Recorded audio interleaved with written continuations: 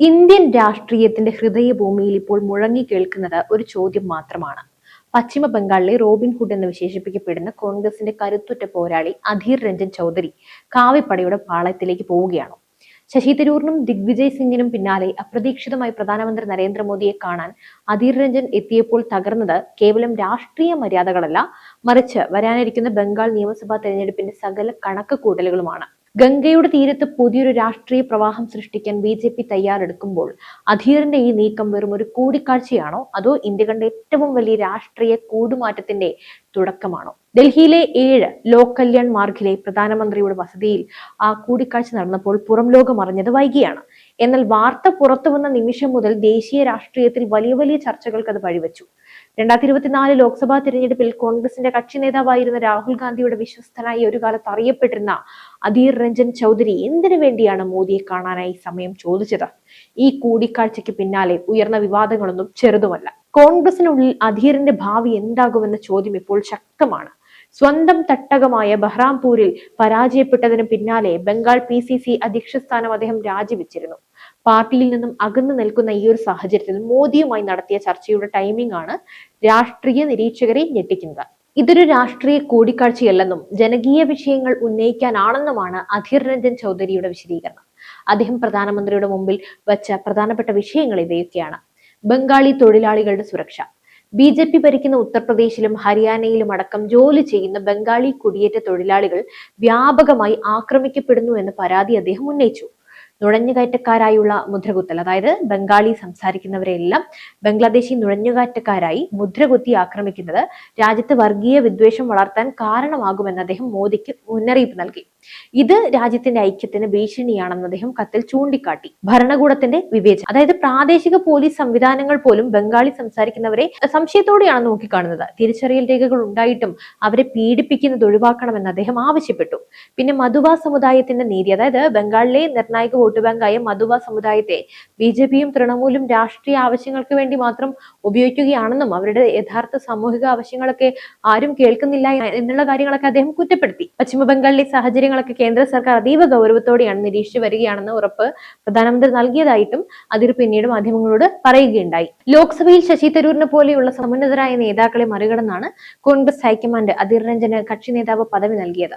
ബംഗാളിലെ കരുത്തുറ്റ നേതാവ് എന്ന നിലയിലായിരുന്നു ആ പരിഗണന. എന്നാൽ മമതാ ബാനർജിയുമായുള്ള കോൺഗ്രസിന്റെ അടുപ്പം അധീറിനെ ചൊടിപ്പിച്ചു. ബംഗാളിൽ തൃണമൂലിനെ കടന്നാക്രമിക്കാതെ കോൺഗ്രസിന് നിലനിൽപ്പില്ല എന്ന് അദ്ദേഹം വാദിക്കുകയുണ്ടായി. തൃണമൂൽ കോൺഗ്രസിനോടും മമതാ ബാനർജിയോടും അദ്ദേഹം സ്വീകരിക്കുന്ന കടുത്ത നിലപാട് കോൺഗ്രസ് കേന്ദ്ര നേതൃത്വവുമായി അസ്വാരസ്യങ്ങൾക്കിടയാക്കി. ലോക്സഭാ തെരഞ്ഞെടുപ്പിൽ INDI മുന്നണിയുടെ ഭാഗമായി മമതയുമായി കൈകോർക്കാനുള്ള രാഹുൽ ഗാന്ധിയുടെ നീക്കങ്ങളെ അധീർ പരസ്യമായിട്ട് എതിർത്തു. ഈ പോരാട്ടത്തിൽ താൻ ഒറ്റപ്പെട്ടുവെന്ന തോന്നൽ അദ്ദേഹത്തിനുണ്ടായിരുന്നു. ബംഗാളിൽ മാസങ്ങൾക്കുള്ളിൽ നിയമസഭാ തിരഞ്ഞെടുപ്പ് നടക്കാനിരിക്കുകയാണ്. ഈ ഘട്ടത്തിൽ അധീർ രഞ്ജൻ ചൗധരിയുടെ ഓരോ നീക്കവും BJPക്ക് വലിയ പ്രതീക്ഷയാണ് നൽകുന്നത്. ഗംഗയൊഴുകുന്ന ബംഗാളാണ് തന്റെ ലക്ഷ്യമെന്ന് പ്രധാനമന്ത്രി മോദി നേരത്തെ പ്രഖ്യാപിച്ചിരുന്നു. ബീഹാർ തെരഞ്ഞെടുപ്പിലെ വിജയം നൽകിയ ആത്മവിശ്വാസത്തിൽ ബംഗാൾ പിടിക്കാനായി BJPക്ക് അധീറിനെ പോലെയുള്ള ഒരു മാസ് നേതാവിന്റെ പിന്തുണ ആവശ്യവുമാണ്. ബംഗാളിലെ ജനകീയനായ നേതാവ് BJPയിലേക്ക് വരികയോ അല്ലെങ്കിൽ BJPക്ക് അനുകൂലമായ നിലപാട് സ്വീകരിക്കുകയോ ചെയ്താൽ അത് മമതാ ബാനർജിക്ക് ഏൽപ്പിക്കുന്ന തിരിച്ചടി അതൊരു വലിയ ആഘാതമായിരിക്കും. അതിൽ യാതൊരു സംശയവും വേണ്ട. ബംഗാളിൽ കോൺഗ്രസിനെ തകർക്കാനായി മമത ശ്രമിക്കുന്നു എന്ന് ആരോപിച്ച് അദ്ദേഹം പലപ്പോഴും രംഗത്തെത്തിയിട്ടുണ്ട്. ഈ ഒരു സാഹചര്യത്തിൽ ശത്രുവിന്റെ ശത്രു മിത്രം എന്ന തന്ത്രമാണോ അധീർ പയറ്റുന്നത്? ബംഗാളിലെ തിരഞ്ഞെടുപ്പ് രാഷ്ട്രീയത്തിൽ മധുവ സമുദായം ഒരു പ്രധാന ഘടകമാണ്. മധുവ സമുദായത്തിന്റെ പ്രശ്നങ്ങൾ പ്രധാനമന്ത്രിയോട് നേരിട്ട് സംസാരിച്ചതിലൂടെ ആ സമുദായത്തിന്റെ വികാരം തന്റെ കൂടെ നിർത്താനായി ചൗധരിക്ക് സാധിച്ചു. BJP കാലങ്ങളായി മധുവ സമുദായത്തെ തങ്ങളുടെ പാളയത്തിലേക്ക് എത്തിക്കാനായി ശ്രമിക്കുമ്പോൾ അധീർ രഞ്ജൻ ചൗധരി ഈ വിഷയത്തിൽ ഇടപെട്ടത് വലിയ രാഷ്ട്രീയ മാറ്റങ്ങൾക്ക് വഴിതെളിച്ചേക്കാം. ശശി തരൂരും ദിഗ്വിജയ് സിംഗും പാർട്ടിക്കുള്ളിൽ തന്നെ നിന്ന് തങ്ങളുടെ അതൃപ്തി രേഖപ്പെടുത്തിയപ്പോൾ അധീർ രഞ്ജൻ ഒരു പടി കൂടി കടന്ന് പ്രധാനമന്ത്രിയുമായി നേരിട്ട് സംവദിച്ചിരിക്കുകയാണ്. ഇത് കേവലം ഒരു നിവേദനം നൽകൽ മാത്രമല്ല, മറിച്ച് ഒരു രാഷ്ട്രീയ ശക്തി പ്രകടനമായി കൂടി നിരീക്ഷകർ വിലയിരുത്തുന്നുണ്ട്. കോൺഗ്രസിൽ എനിക്ക് അർഹിക്കുന്ന പരിഗണന ലഭിക്കുന്നില്ല എന്ന സന്ദേശം ഹൈക്കമാൻഡിന് നൽകാനാണോ അധീർ ഈ കൂടിക്കാഴ്ച വഴി ഉപയോഗിച്ചത്? അതോ വരാനിരിക്കുന്ന നിയമസഭാ തെരഞ്ഞെടുപ്പിന് മുന്നോടിയായി BJPയുടെ തണലിൽ പുതിയൊരു രാഷ്ട്രീയ ഇന്നിംഗ്സ് തുടങ്ങുകയാണോ? ബംഗാളിലെ രാഷ്ട്രീയ ചതുരംഗത്തിൽ കരുക്കൾ നീങ്ങുന്നത് അതീവ വേഗതയിലാണ്. മനസ്സിലാവുന്നുണ്ടല്ലോ. അധീർ രഞ്ജൻ ചൗധരിയുടെ ഓരോ വാക്കും ഇപ്പോൾ തൂക്കി നോക്കപ്പെടുകയാണ്. പശ്ചിമ ബംഗാളിലെ ഗ്രാമങ്ങളിൽ ഇപ്പോഴും സ്വാധീനമുള്ള ഈ ഒരു നേതാവിന്റെ നീക്കങ്ങൾ വരാനിരിക്കുന്ന തിരഞ്ഞെടുപ്പിലെ വിധി നിർണ്ണയിക്കും.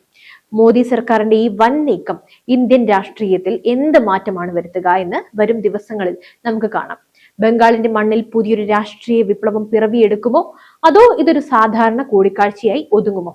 പശ്ചിമ ബംഗാളിലെ റോബിൻഹുഡ് എന്ന് വിശേഷിപ്പിക്കപ്പെടുന്ന ഈ ഒരു കോൺഗ്രസിന്റെ കരുത്തുറ്റ പോരാളി അധീർ രഞ്ജൻ ചൗധരി കാവിപ്പടയുടെ പാളയത്തിലേക്കാണോ?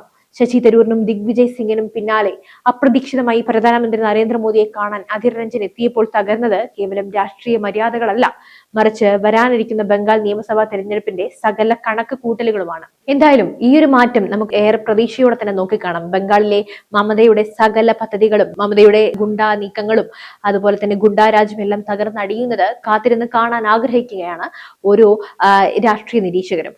ഇപ്പോൾ അധീർ രഞ്ജന്റെ ഈ ഒരു കൂടുമാറ്റം തീർച്ചയായും നല്ലൊരു മാറ്റമാണ് ബംഗാളിൽ കൊണ്ടുവരിക.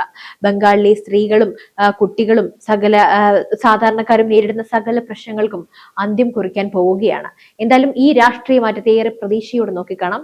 അധീർ രഞ്ജൻ ചൗധരിയുടെ നീക്കം നമുക്ക് എന്താണെന്ന് നേരിട്ട് തന്നെ മനസ്സിലാക്കാം. മറ്റു വിഷയമായി വീണ്ടും എത്തും വരെ നന്ദി. News desk IBN Malayalam.